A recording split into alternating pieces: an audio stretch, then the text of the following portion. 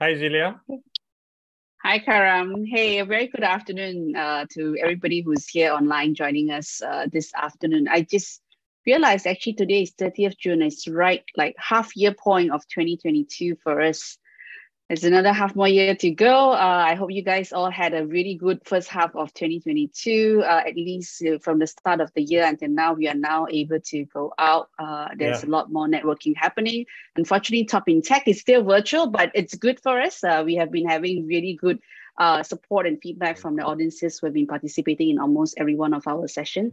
This afternoon, it's a really very interesting topic that we have, something that I am currently also sort of in the midst of actually deciding on something, which is actually a solar, right? So today's topic is called Greenwash or Green Tech, and we have three really very dynamic industry experts with us here today, and I will let Karam to introduce them one by one. Sounds good. Over to you, Karam. Thank you, Zilia. So look, for those who have been following this Top in Tech series before, one of the differentiators is that we try to address as many of your questions as possible, because a lot of the questions also come from professionals, right? It's a show targeting people, out there, PMEBs. And we've got amazing number of questions, and the panelists have done a great job in wanting to answer many of your questions. So I will not introduce them with their bio and all, but we've got three panelists who you already have seen their bio and the promo to the event. So my style is normally I will only ask actually one question, and that question is always smack in the middle of the topic itself, which is about greenwash or green tech, right? And after that, they'll be answering questions that you have put there, and we'll all learn from each other. And also very important, at the closing end, that 90-second video at the end, the panelists will stay on to answer questions to you directly also, if you have some questions. So don't log off when the closing video plays, in case you have a question that you're hoping will get answered by them, right? So with that, now we're going to start each panelist will have 3 minutes to do opening remarks. And we're going to start with Dato Dr. Guntor of Gading, Kencana. Guntor? The screen is yours, as soon as we see your video. Oh, you're still on mute? Okay. Okay. So sorry about that. Okay. Thank you, Karam. Can I have my slide, please?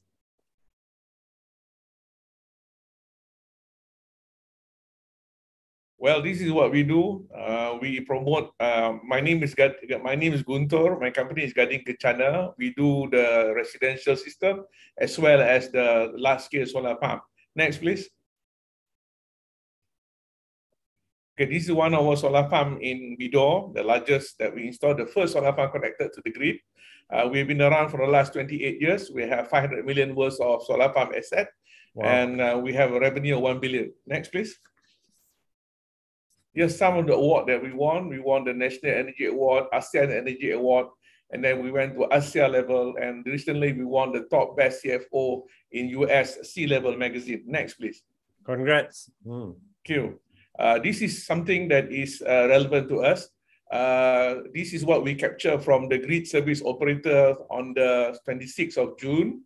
If you can see here, the coal plant, the total generation, the coal plant generates 56.9% of our energy mix, and combined cycle, which is gas, about 37.5%, hydro is 3.9%, and solar from LSS is about 1.3%. Although we have about 2,500 megawatt LSS has been awarded, but the COD, those achieved COD and contributing to the energy mix now, is only about 1.3% of the total energy demand. Thanks. Next. Okay.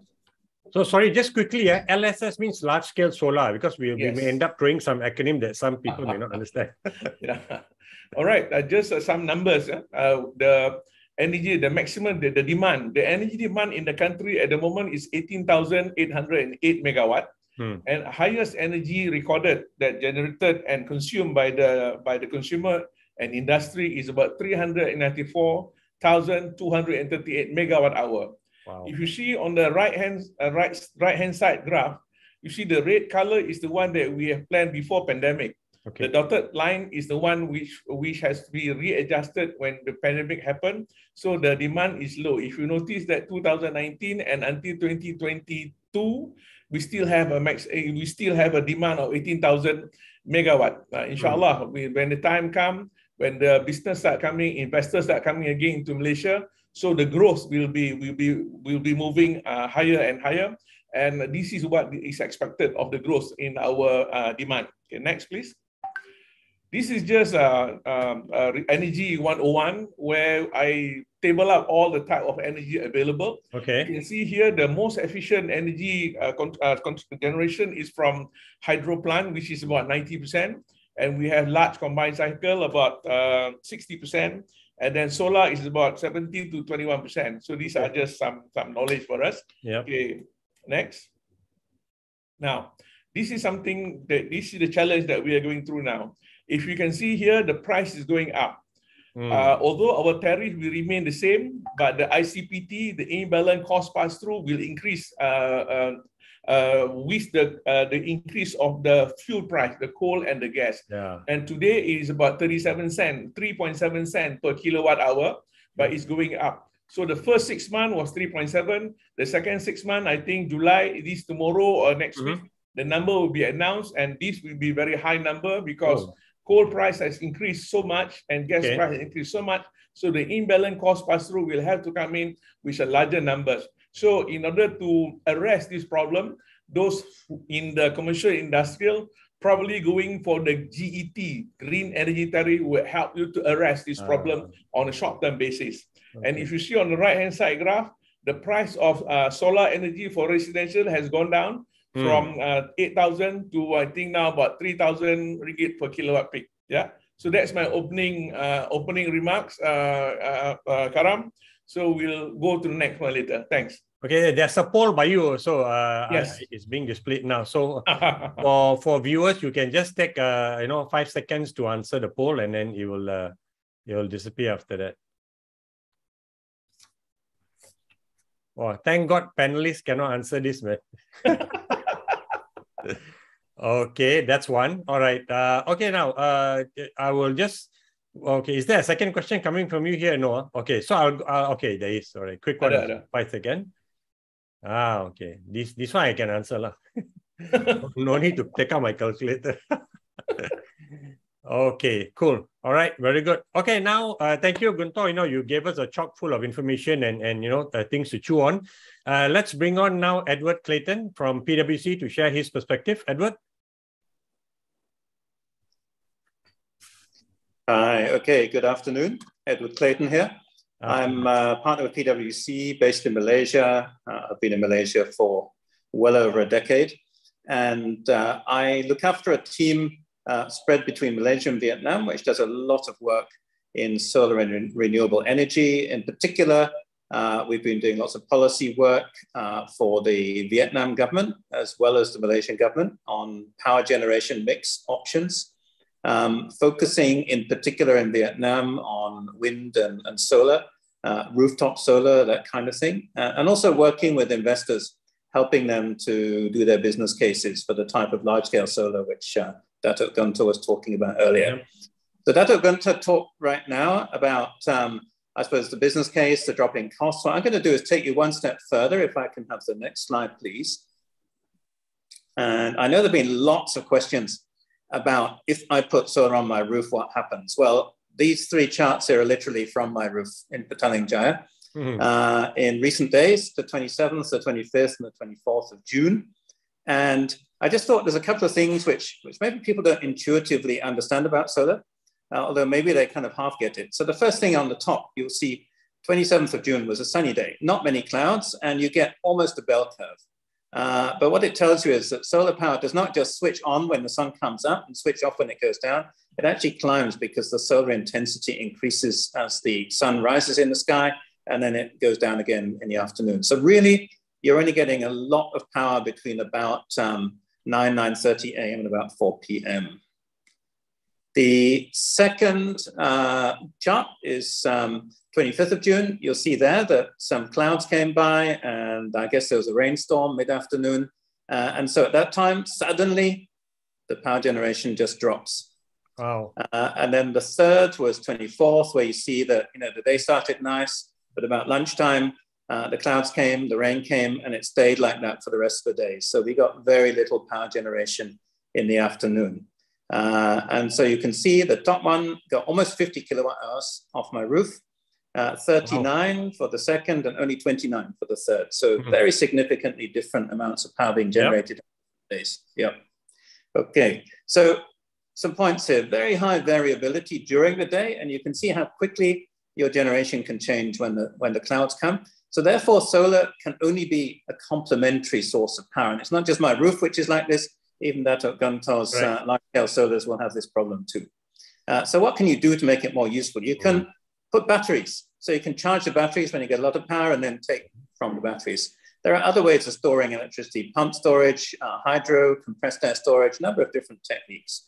You can charge your electric vehicles when there's a lot of power coming through using smart meters. So it's like, okay, I've got an excess of power, right, I'm going to start feeding it into my car at this time of day.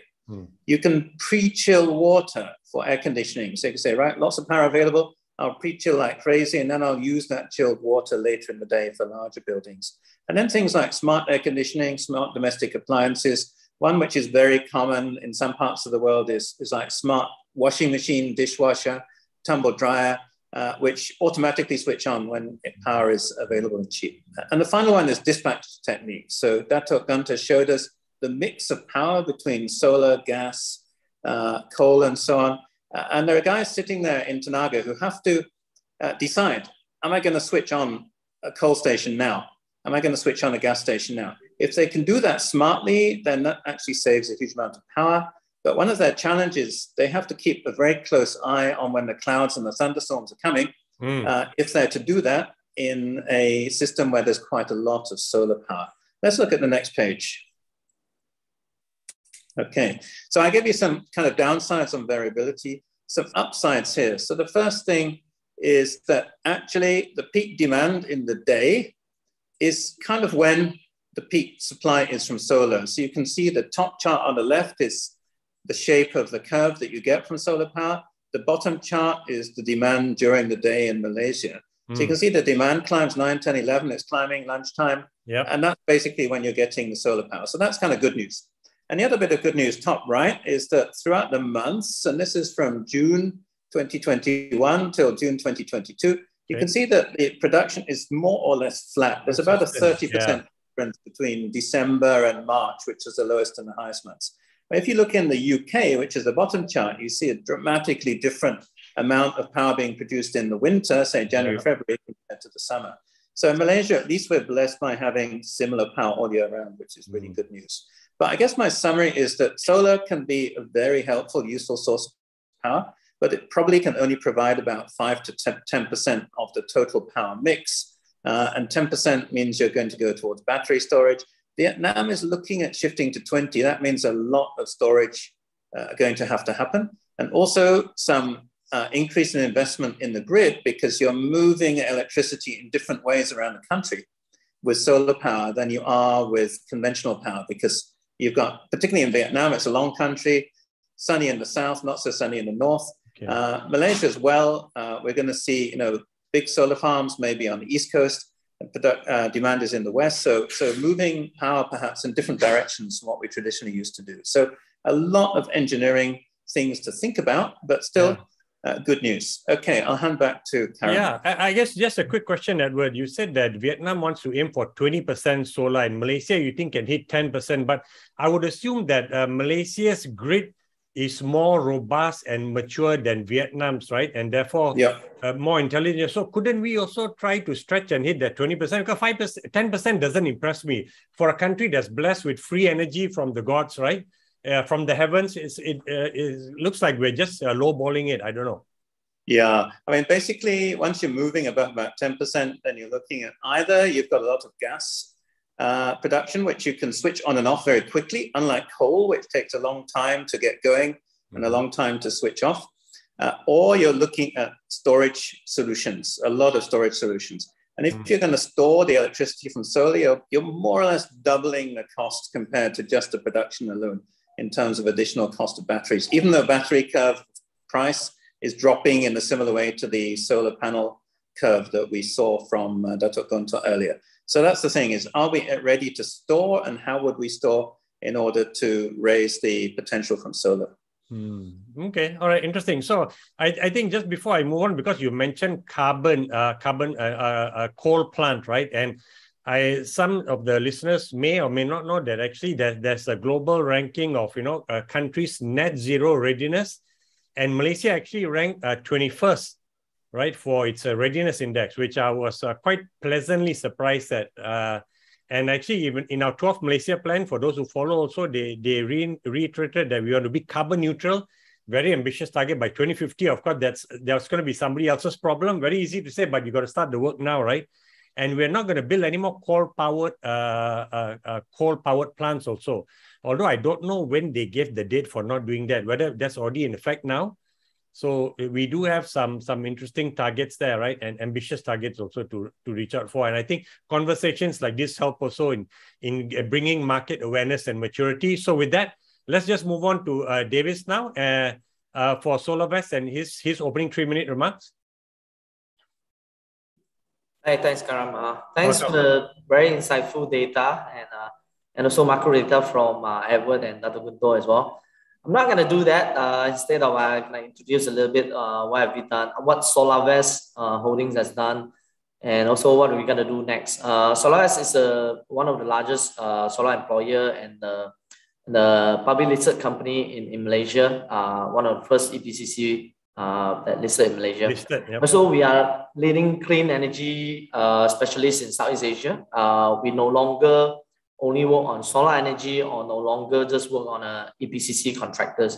So now we are supporting MNC, corporates, commercial and government and residentials to on the clean energy projects and to plan their roadmap as well. And we've also integrated value chain model from IE power plants, energy asset ownership, EPCC and O&M contracts to value add to any renewable energy technology services.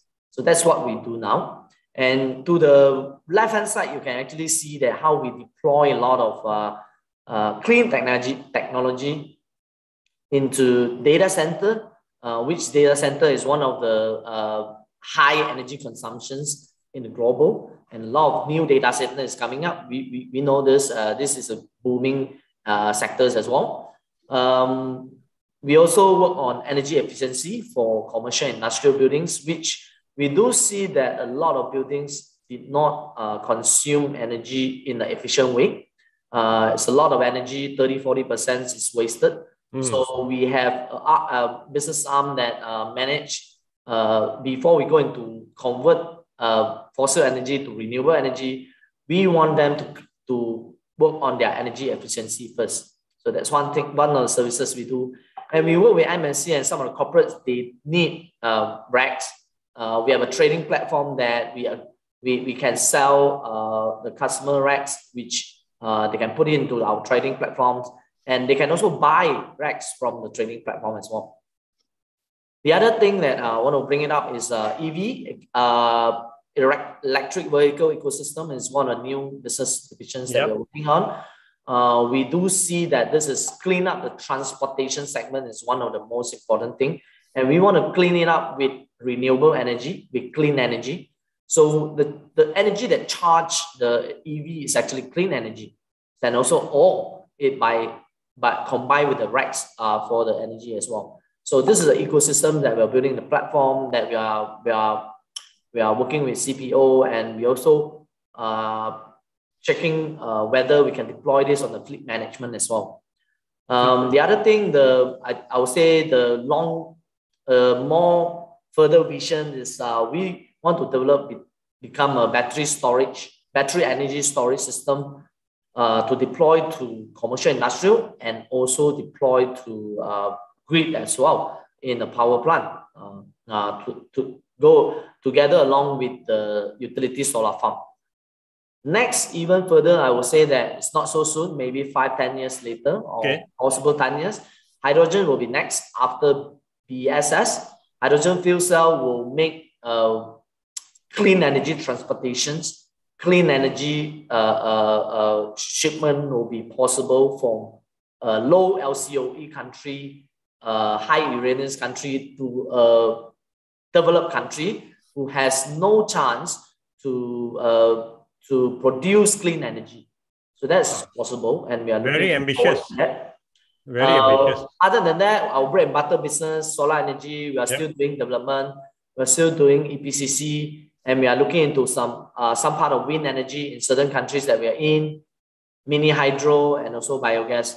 So this is on EPCC and generation side, and we are still working on a lot of projects, example like the LSS4 projects and NEM projects currently in Malaysia. So that's how is Solarvest as a leading clean energy specialist in Malaysia.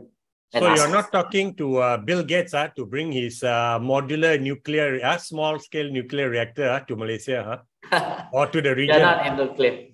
Thank you, Karam. Okay, fine. All right, look, I'm going to just quickly jump into the question. So this is the only question I have, which all three will answer. And I'll start with Guntor again, come back to Guntor, right? So from your perspective, from the consumer market, the business market, from a policy point of view, what do you feel is the reality, right, of us wanting to be a green nation and with solar leading the way, right, versus the reality on the ground? Guntor, please. And then Edward will answer this, and then Davis. Yeah, we are. Thank you, Karam. I think we are blessed. Our country is blessed with abundance of solar irradiance that we have. We better do something about it. We better make the best out of the irradiance that we have. Although we have our country from Borneo to the north tip, the north part of Malaysia, but we see that the irradiance in Sabah is the highest so far. Oh, so, and then the other part with the highest irradiance is in the north, with Penang, Kedah, and Perlis, and then southern Perak. So you see, if you notice, there are a lot of solar farms located in Kedah and in Perak. The highest state that have solar farm at the moment is Perak has got about 520 megawatt total size, and Kedah has got about 518 megawatt. So these are the two countries that has got a lot of sunlight. Whereas the other part of the Malaysia, the construction or the development of solar farm is rather less compared to these two states. Yeah. And of course, I agree with you. It's very good opportunity that we have. But I think instead of just doing it for the grid or for the domestic application, the next big power guzzler will be the EV charging station. Oh. And if you charge EV with conventional energy, then you go back to square one. You go back to normal problem. You need to have solar power EV charging station in a large scale with a high speed. You know, people cannot wait 20 minutes to cannot wait for 1 hour, 2 hours for the DC charger to charge your car. But during the last Hari Raya holiday, you see that there's the whole highway is overcrowded, overloaded with cars and so on, and even EV charging station will have to stop their car at the R&R. They can't charge because it is what we have at the moment is the slow charger, the AC charging. But the DC charging, you can do it from 20% to 80% within 20 minutes. So these are the future requirement of the energy. So having abundance, irradiance of sunlight will be the best for us to capture and to be part of the SDG and the ESG in the region. Thank you, Karam. Okay, all right, fine. Let's go on. I know you didn't address the policy part, but we've still got Edward and Davis to share their. Edward, you next then? You want to take this question? Yeah. Okay. What I'll do is first of all mention that when we think about electricity, Malaysia actually comes in three parts because Peninsula effectively operates as one section, Sabah as one, and Sarawak as one. And each of them is almost like an island as far as electricity is concerned. Sarawak has a huge amount of renewables, primarily hydro. Yep. So, you know, on the international stage, we actually look very good because of the Sarawak side, but none of that hydro comes to Peninsula. At the moment, there was a plan originally when Bakun Dam was being mooted, but it hasn't come through. Notwithstanding now, Singapore is talking about having a huge solar plant in the Australian desert and running a cable all the way from Australia to Singapore, which is a lot further than Sarawak to Semenanjung. Sabah is facing the challenge of actually getting fundamental power to all the corners of the state still and focusing on that. Does not yet have policies in place even for the kind of feed-in tariffs which we have in Peninsula. Thinking about it, working on it, but it's not there yet. Peninsula for feed-in tariffs, the most advanced, and we see a lot of rooftop solar installations, small scale, as well as some of the large scale ones. So that's coming along. We're also very well positioned as far as manufacturing of solar panels is concerned. We're one of the biggest manufacturers in the world. So the panels are being made in Malaysia. Ironically, the ones on my house were made in China. Oh. The ones being made in Malaysia seem to be mainly exported to US. I see. But yeah, we're very strong in manufacturing. We've got a structure which works as far as Peninsular Malaysia is concerned, where the bulk of the demand is. And as Guntor said, we're going to experience significant increase in demand. But the nice thing about electric vehicles is, your typical electric vehicle user is not driving from KL to Penang every day. They're driving around within maybe 30, 40, 50 kilometers of their home, which means that they can drive out and home again using just a small part of their battery capacity, put it on charge, and you can charge it when power is available to suit the available power. So that's something which I think is actually potentially going to be very useful as far as solar is concerned. So I'd say, we've kind of got there in terms of we've got an industry emerging.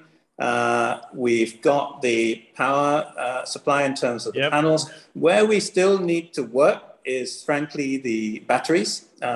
Malaysia could also be a very significant battery manufacturing hub.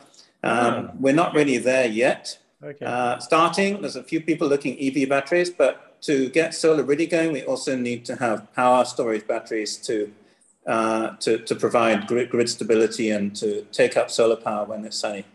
So that's the one thing I think that we could focus on moving forward as a nation. Okay. I think because Davis was mentioning a whole suite of solutions they're offering. You mentioned storage also, right, Davis? Are you looking at battery storage? And Guntor, as a billion ringgit revenue company, are you already comfortable, or you think that, hey, battery storage also is something we are looking at? So Davis, a quick one if you want to answer this before answering this question itself. Sorry. Yeah, definitely. Battery storage is a game changer that is going to change the utility solar farm, how we can increase the penetrations. Of course, I think most of us has heard about the cross-border selling with 100 megawatt hour capacity that to be connected to the grid that need about 600 megawatt hour of storage. So that's a massive size of the storage that will change what is not practical for the solar penetration now to become practical. But of course, we are not taking into account the finance part. The finance is not visible yet. So that will be the game changer. But we do believe that storage will follow the solar panel trend in the past 10 years, gradually have price point, cost decrease. We surely see that's coming. That will be the future. Okay. Guntor, you want to just quickly take this about battery storage, and then, sorry, David, then you can answer the question, right? Sorry. Again, Karam, about battery storage? Because Edward was saying that battery storage is important, right? And then Davis was sharing about that. Do you see opportunity in that? Because I was kidding you that since you're already billion ringgit revenue company, comfortable, you don't need to look at battery storage as a new revenue stream. Oh no, these are all new opportunity, new business landscape, new area that we have to chart all the time. If you remember that I started this business 28 years ago when nobody talks about solar and everyone was laughing at me. And today when it's big, we have so many people inside the industry now. So we have to move to the next level. Yes, of course, battery energy storage is the way forward, because even with solar, if you notice just now that there were a lot of intermittent, in my solar farm, every day we have at least about 10 times where the cloud move. And then there is a dip in the generation. And this dip in generation costs about 1 minute or more. And according to our connection agreement with Tenaga Nasional, whenever we encounter that kind of situation, that is a default. And it can be fined up to 10,000 ringgit per incident, So, but we appeal, and Tenagas understand our nature of the business. So we were given an excuse to that. But that is the challenge. If we have battery, then we can make our curve more flat. The bell curve will be more fine. So the supply is more predictable. Anyway, if you look at the battery again, when we talk about the penetration to the grid, yeah. So as we see the generation plan, development plan for generation from 2025 to 2030, we notice that the study has indicated that any penetration more than 6,000 megawatt into the grid will bring grid instability. So this is something that we have to be very cautious and very careful, because as we go on, as we expand, the potential for solar is far bigger than what we have set. The government has set at 6,000 megawatt to achieve 25%, 31% penetration of solar by 2025 and 45% by 2030. So in case if we increase more of this solar penetration by using the self-consumption method, which is not part of the plan, or even some of the standalone with battery system, so this may incur some problem to the main grid. So a utility company will have to look into the grid stability, because the energy trilemma was talking about grid stability, grid affordability, security, and safety. So that's why putting battery in the system will be very important and very useful, but we have to make sure that the grid stability is not disturbed with this new development. Thank you, Dato. I think we lost Karam. We might need to moderate this by ourselves. Okay, maybe I will take over to answer the question. So I always think that Malaysia, we have a very stable policy. We have a clear policy, good guidelines. From FIT to NEM to LSS, very good. One of the best in Southeast Asia. Of course, the downside, I think that we are a bit too slow, a bit too conservative. We could have done more. That's what the part that we're always pushing. But in terms of the quality of the policy, I think we are really one of the best in Southeast Asia. That's on the policy side. And you touch about, I think, storage, I can put my stand. And but I want to counter a bit, Edward, your comment that the EV part. I do drive my EV from Penang to KL most of the time, and I need the infrastructure to be ready. Yeah. That's a charging anxiety that we are facing. That I do have this concern that in the long holidays, how can I drive my EV around? And we need that EV infrastructure to be out very fast to clean up the transportation sectors, and then and more vehicle, ICE vehicle will become an EV vehicle. So this is important. Yeah, no, I think Davis, absolutely. Not saying we don't need that charging infrastructure, we certainly do. And my recent trips to the UK, whenever I'm driving out the highways, I stop at the service station, I see a whole row of Teslas parked, charging with the drivers reading newspapers while the rest of us are putting diesel or petrol in our cars and then driving on again. So it's definitely something that needs to be sorted. But just coming back to batteries for a moment, some of you may remember Torsten Solvit, who was the CEO of Sarawak Energy a few years back. He's now back in Norway, and I visited his headquarters last month. He's now building a gigafactory for battery manufacturing in the north of Norway on the site of a former ironworks, interestingly. And he showed me some very interesting stats. And the thing that really woke me up was he was saying, we tend to think that the need for batteries is driven by cars and other vehicles electrifying. But he's like, no, probably 2/3 to 3/4 of the battery demand is going to be for grid stabilization and grid storage. Only about 1/4 would be for vehicles. And that was a very interesting eye-opener for me, that the ratio is that way around. I thought it'd be the other way around, that grid stabilization would be a small part of the battery market. But he's saying, no, that's actually the bulk of the battery market moving forward. It's not now, but he's saying it will be moving forward. Yep. Sorry, I'm gonna jump in on behalf of Karam. He must have been zapped by the solar somewhere. Don't know where he has actually gone to. So since we're talking about this, right, I think there was actually a question that came in terms of like, what is it stopping us from in terms of actually, driving in terms of solar energy production or even investments into solar energy in Malaysia? Is it something that the government has a role to play? Like for both David and Dato Guntor, more on the private sector side, and there is a commercial reason to do so. Is there something else that the government should do, or they have done so but not well enough and stuff, basically to actually increase the production of, say, solar energy for people to actually invest into solar energy? Any one of you can share. Okay. I still maintain my comment on the policy. We are one of the best in Southeast Asia. That how was it structured? That's still the same. We're not fast enough. We did not change.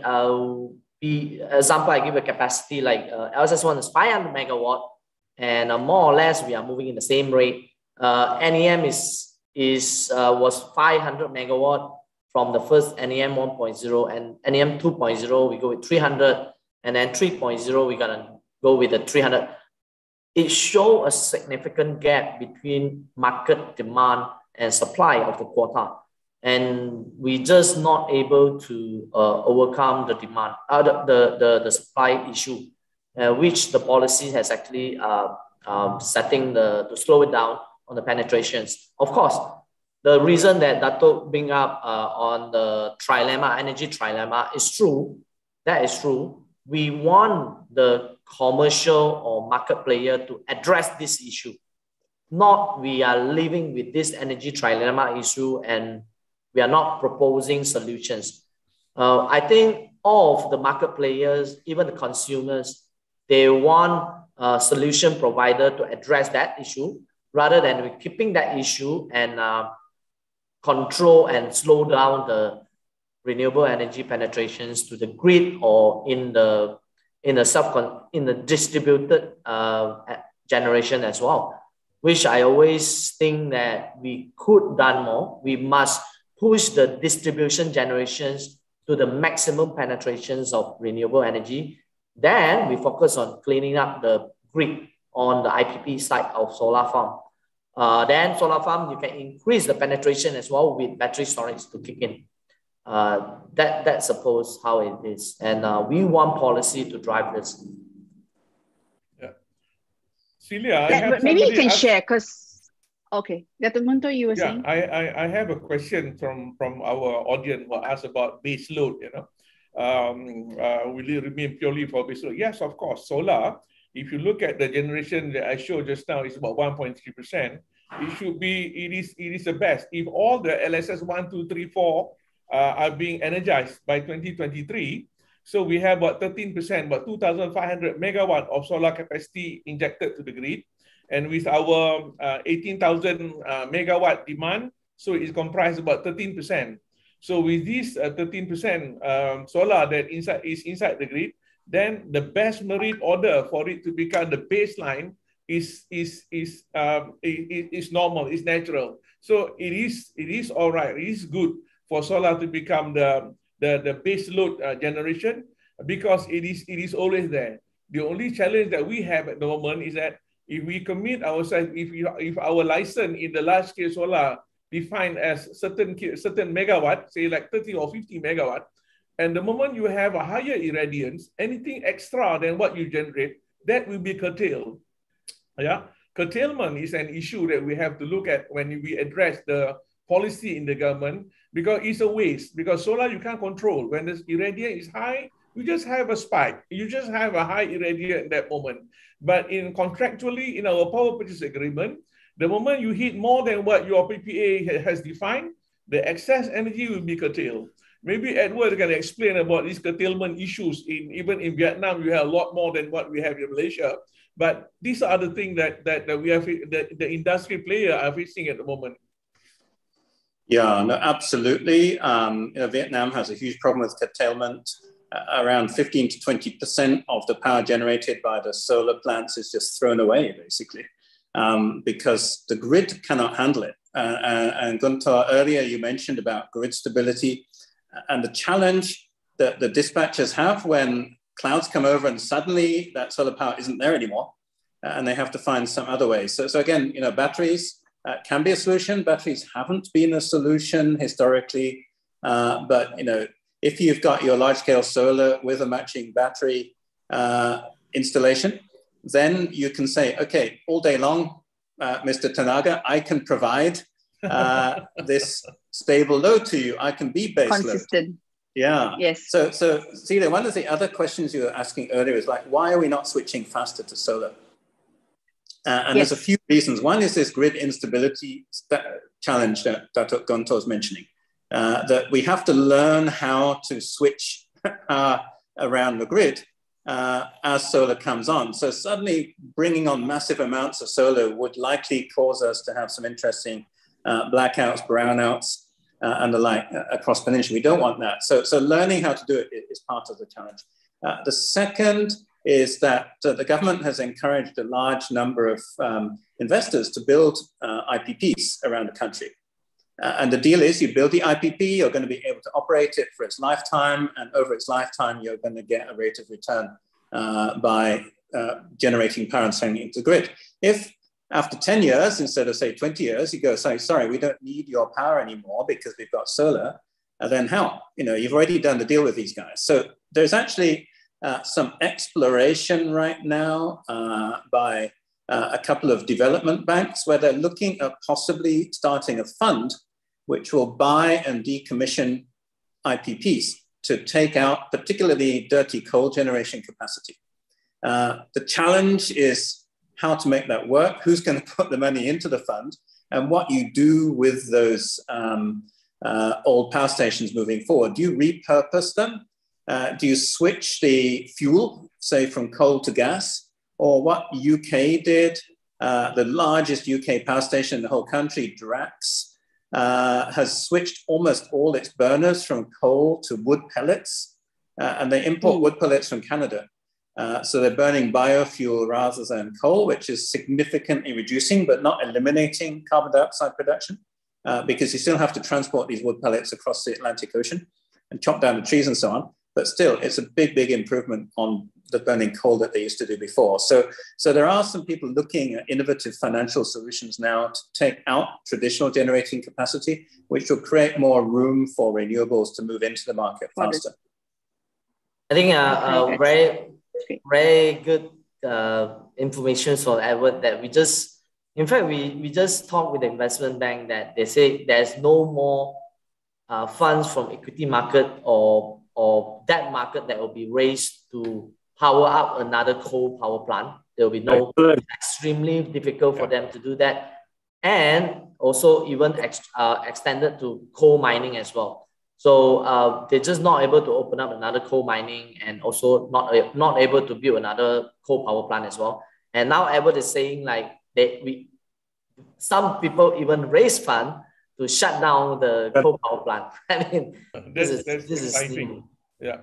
Karam, can I answer this question from our audience about Selco and NEDA? Can I have my slide? Yeah, boleh. You want to answer that first? Yeah. Go ahead. Yeah. Go ahead.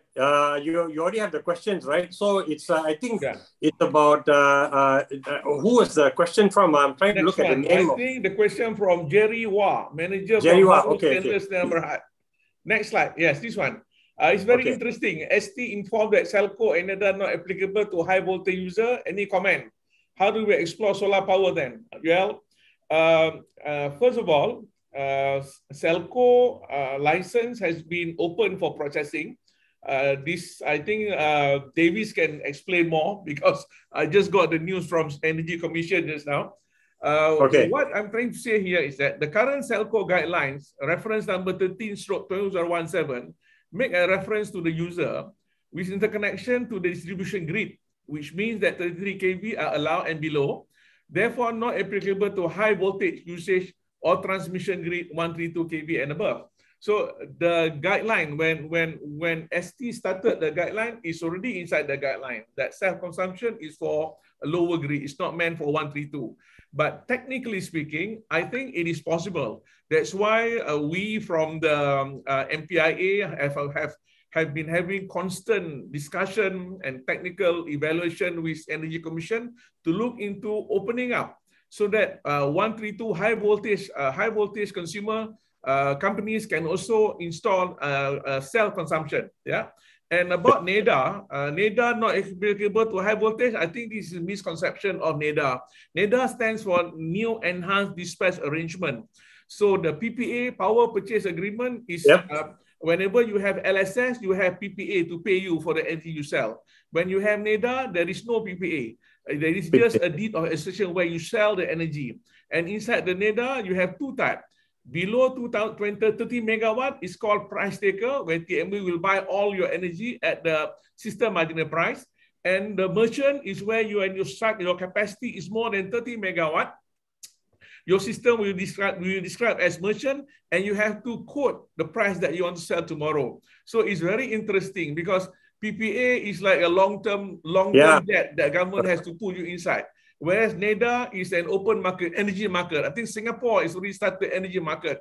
Even in UK, energy market is being used, Australia and so on. Maybe Edward can explain a little bit about energy market, new enhanced, and how can we move forward without having to tie the utility company with a long-term PPA contract by using NEDA and energy market. Thanks, Karam.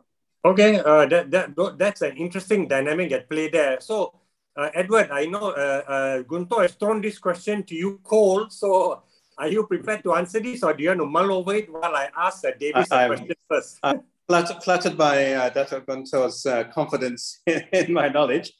Yes, I'm more than happy to launch into an answer. Part of the answer is that in basically the whole of the European Union, including the UK, which was there but is no longer, sadly, energy trading wasn't just permitted, it was mandated. Basically to cut away monopolies and allow different providers to sell electricity. So now, like in the UK, if you want to buy electricity, even for your house, you have a choice of a very large number of suppliers. And you contract with them, and then they get the energy from wherever they get it from, and then it comes. So, and they even have special, and I was in the UK last year watching a TV advert for Scottish Energy that was offering a special tariff for people with electric cars, where you get a special meter which actually does provide electricity to your car when they feel like giving it to you. So the idea is that you install this at home, and then when they've got spare electricity, they send it to your car to be charged. So these markets have become quite sophisticated. It's actually hard work to operate them because you've got the whole dispatch problem of like who is putting energy into the grid, who is taking energy out of the grid, how do you balance in order to make everything work properly? And particularly as the amount of renewable energy in Europe, both solar and also a lot of wind power in Europe, which we can't do so much in Malaysia because the wind just doesn't blow so much in the tropics as it does in Northwest Europe. But we've got the world's strongest supply of hot air coming up from our parliament when it's in session, right? So, as a PR, I'm not allowed to comment on politics. No, I'm just talking about the energy, the hot air coming from all. Yeah. Okay. But one further comment. So I want to say, yes, this is a direction that Energy Commission is looking quite hard at these options of trading and bringing in more competition in the markets. I think one of the challenges still in Malaysia is because we've chopped a relatively small country into 3 separate parts as far as electricity is concerned. That means that we're not really at scale to do some of the things that you do in other parts of the world. The other challenge, and I did a very complicated project in Thailand 3 or 4 years ago, where we were looking at setting the new tariffs for electricity in Thailand. And Thailand basically splits its country into Bangkok and the rest. And we had to calculate what the tariff should be for Bangkok, what should be for the rest. But then, lo and behold, once you've calculated all of that, they then put in a balancing amount so that everybody actually pays the same. But one of the big challenges was that you were getting people wanting to do NEDA, wanting to do self-generation, and in particular what they call wheeling, which is when you've got a power station in one place and a consumer like a factory somewhere else. And wheeling is when you send the power through the grid's wires from the power station to the factory. So the factory is buying power from the producer directly and paying like the wholesale price for the power. And then they're paying a wheeling charge for it to be transmitted. Oh, okay. Yeah. And that is very, very attractive for large consumers. However, it means that everybody else ends up paying more because the share of costs of the infrastructure is then borne by fewer people because some people are kind of cherry picking the cheap electricity, and all of the poor farmers and the B40 of Thailand would end up paying more. So politically, it's actually very, very difficult to allow too much of this to happen because it has consequences. Because if you think, when you buy electricity, you think of the cost per kilowatt hour as a consumer. But actually, a lot of the cost of electricity is the fixed infrastructure, the power station, the grid, the local connections. The actual fuel used to produce the power is a relatively small part of the total cost. But we're paying a variable amount for electricity. And so when you take away those wheeling guys out of the system, then everybody else is paying more for the infrastructure. And that is a challenge that isn't easy. Unfair, understood. Okay.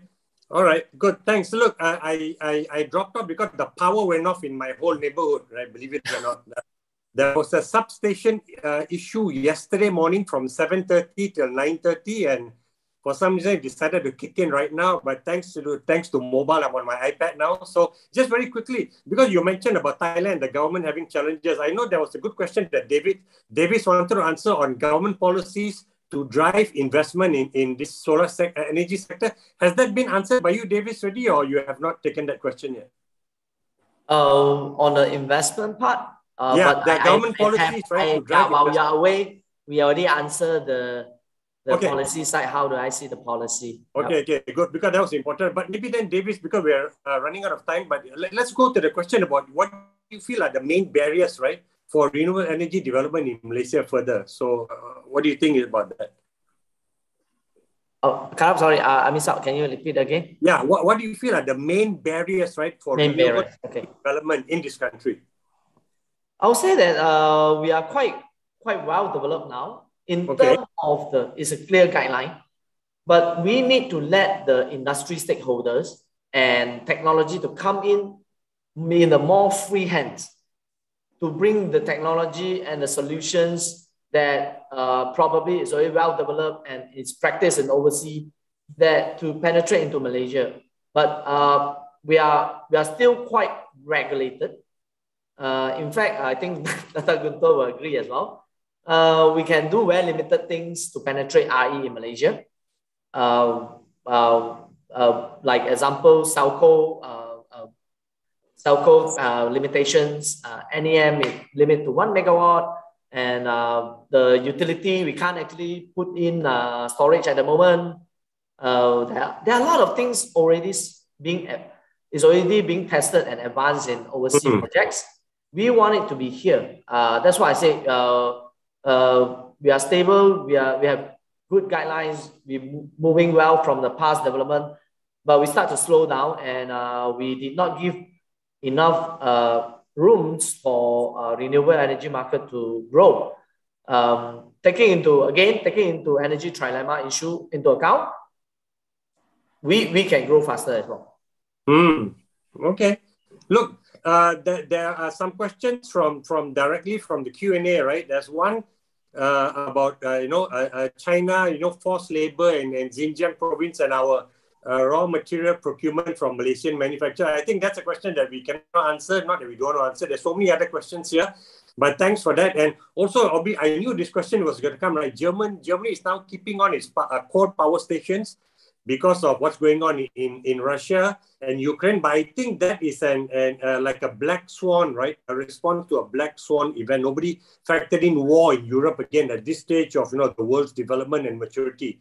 So there's something about the danger of relying too heavily on renewables. But I think earlier the data points show that actually Malaysia is not in danger of relying too much on renewables right now. Is that an issue for us in terms of relying too much on renewables? And maybe just one of the three of you take that, because then we can move on to closing thoughts here. Any one of you want to take that about whether there is a danger of us relying too much on renewables in this country? No, definitely not. Yeah, we are too little. Too little, yeah. Okay. Karam, as my number just now, we're talking about Ukraine-Russian issue 1% of the total generation. Yeah, we should about 30%. We should be worried about energy crisis, not depending if you are not riding on renewable energy sources.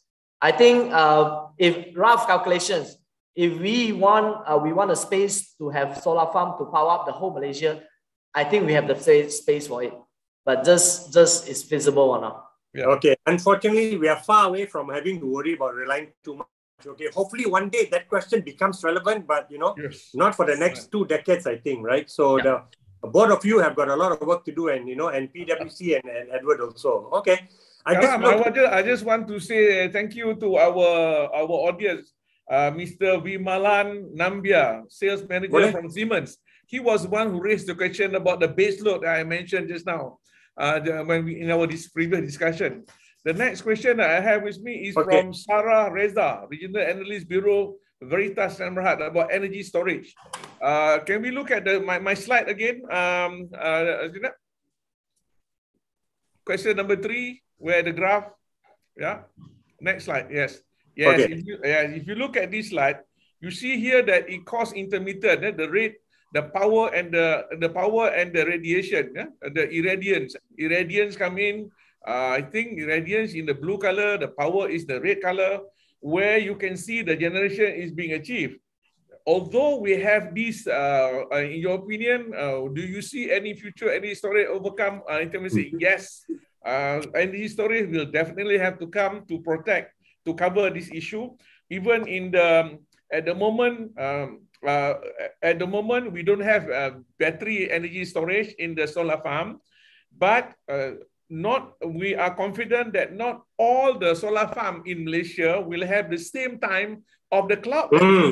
So not at most only 60% of the whole power plant will encounter the same minute or second of the cloud that move around. So not all will have intermittent power plant at the same time.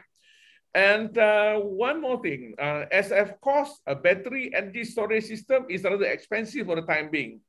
Then inclusion of battery energy into LSS should be mandatory during the bidding process of the LSS. In LSS 4, a battery storage system was made as an option, but in future, if it's made as mandatory, then we can solve all this problem. At the moment, the battery price is still high. It's about 5,000 ringgit per kilowatt. And gas turbine price is about 3,000 ringgit. And solar is about 3,000 or 3,500 ringgit a price that we have. And I'm sure with the technology, with the discovery of research and development found in Malaysia, the lithium phosphate battery, I think this can bring the LCOE cost, battery cost lower, and LCOE even lower in the Malaysia market. Hopefully, right? And I think you talk about research from universities, so hopefully they become a key player in this ecosystem, right? Yes, definitely. Yes. Interesting. There's no question about that, but we're actually at the tail end of our thing now, and I want to wrap up by asking each of you. So I think Davis had a question, some two surveys, right? Questionnaires. Were those already displayed? Because when I had suffering my blackout. Davis, did you get your 2 questions to be your panel question to be displayed, or your poll coming up now? Okay, let's do a quick one then.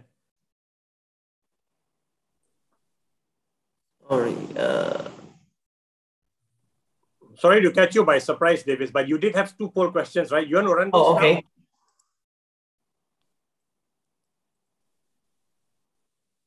So we're gonna collecting the poll. Okay. Are we running your poll questions? Because you had 2 more, right, to run. I'm not sure. Okay. There you go. Okay. Oh, okay. This is a quick one. 5 seconds to answer this, everyone. Okay.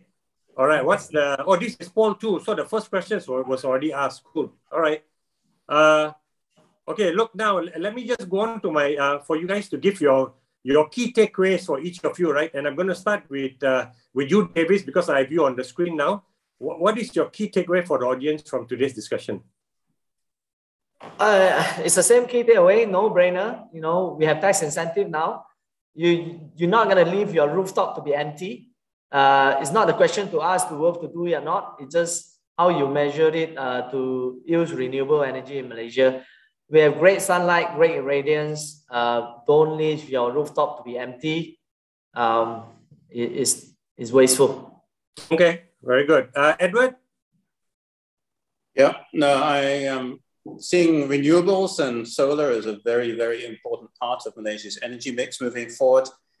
This is something we need to grasp, we need to embrace, and we need to take advantage of not just building a solution for our energy, but also building an industry that we can export around the region and worldwide.